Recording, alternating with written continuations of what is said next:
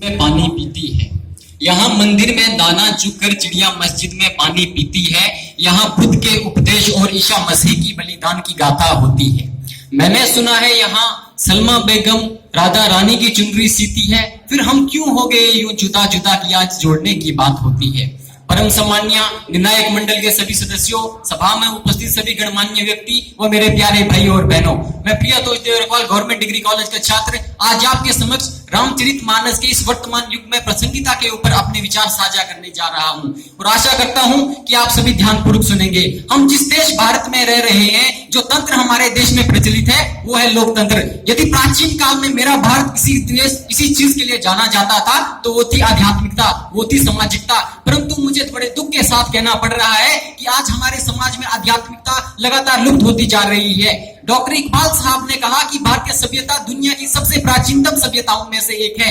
इसीलिए उन्होंने कहा यूनान मिस्र रोमा सब मिट गए जहां से, अब तक मगर है बाकी नामो निशा हमारा।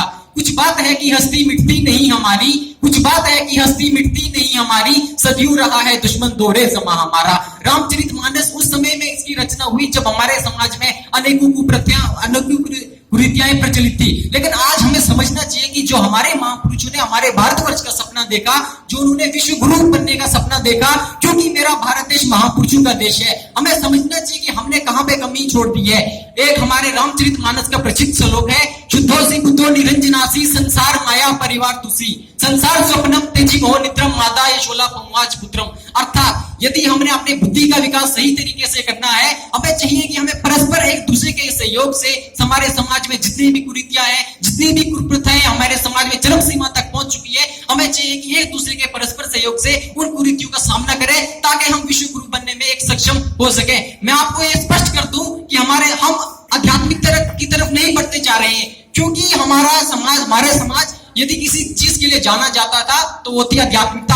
आध्यात्मिकता ही हमारे जीवन का आधार था, आधार है, और उम्मीद करता हूं कि आध्यात्मिकता ही हमारे जीवन का आधार रहेगा। क्योंकि भक्ति भगवतो सेवा भक्ति प्रेम स्वरूपणी, भक्ति अनंत रूपाचा भक्ति भक्त जीवनम, भक्ति ही एक हमारा जीवन का आधार है। यदि हमें समाज से किसी भी प्रथा को खत्म करना है, किसी भी कुरीति को खत्म करना है, तो भक्ति ही एकमात्र ऐसा साधन है। क्योंकि मैं राष्ट्रीय सेवा योजना से जुड़ा हुआ हूं और रामचरितमानस को यदि आप शुरू से अंत तक पढ़े तो एक ही ध्येय वाक्य निकल के आता है कि मैं नहीं बल्कि आप, आत्म मोक्षार्थम जगत हिताय च। यदि अपनी जान को भी संकट में डाल के अगर किसी दूसरे की जान को बचाना पड़े तो हमें पीछे हटना नहीं है। हमारे समाज तब तक राष्ट्र निर्माण हमारा संभव नहीं होगा जब तक हम ये ना समझे कि हमारा समाज के प्रति दायित्व क्या है। यदि मैं वर्तमान शिक्षा प्रणाली की बात करूं, जो वर्तमान शिक्षा प्रणाली हमारे भारतवर्ष में चल रही है, उसमें आध्यात्मिकता का कहीं भी जिक्र नहीं है। तो हमें सोचने की बात है, आज हमें ये मंथन करना होगा कि हम राष्ट्र निर्माण विश्व गुरु कैसे बन पाएंगे। आज हमें इन सब चीजों पर मंथन करना होगा और हमें चाहिए कि हमारे जो स्वामी विवेकानंद जी का ऐसा मानना था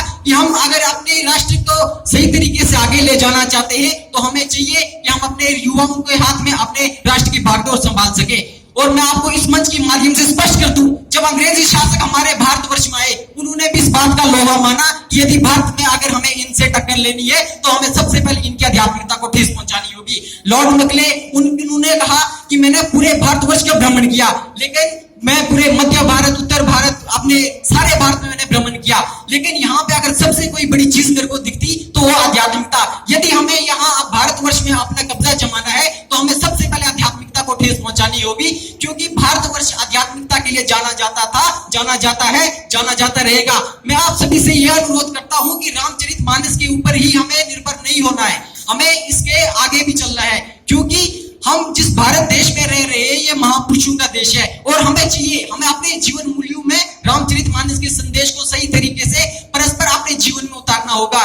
नहीं तो जो सपने हमारे विश्व गुरु बनने ने हमारे महापुरुषों ने देखे वो अधूरे के अधूरे रह जाएंगे। अतः अंत में आपसे मैं यही अनुरोध करता हूं, क्योंकि मैं राष्ट्रीय सेवा योजना से जुड़ा हुआ हूं, तो मैं आपसे यही अनुरोध करता हूं कि हमें अपना ध्येय वाक्य जो हमारा है कि मैं नहीं बल्कि आप, आत्म मोक्षार्थम जगताय च को परिचार्थ मान के हमें चाहिए कि हम राष्ट्रीय कल्याण में अपना बढ़ चढ़ के भागीदारी दें। धन्यवाद।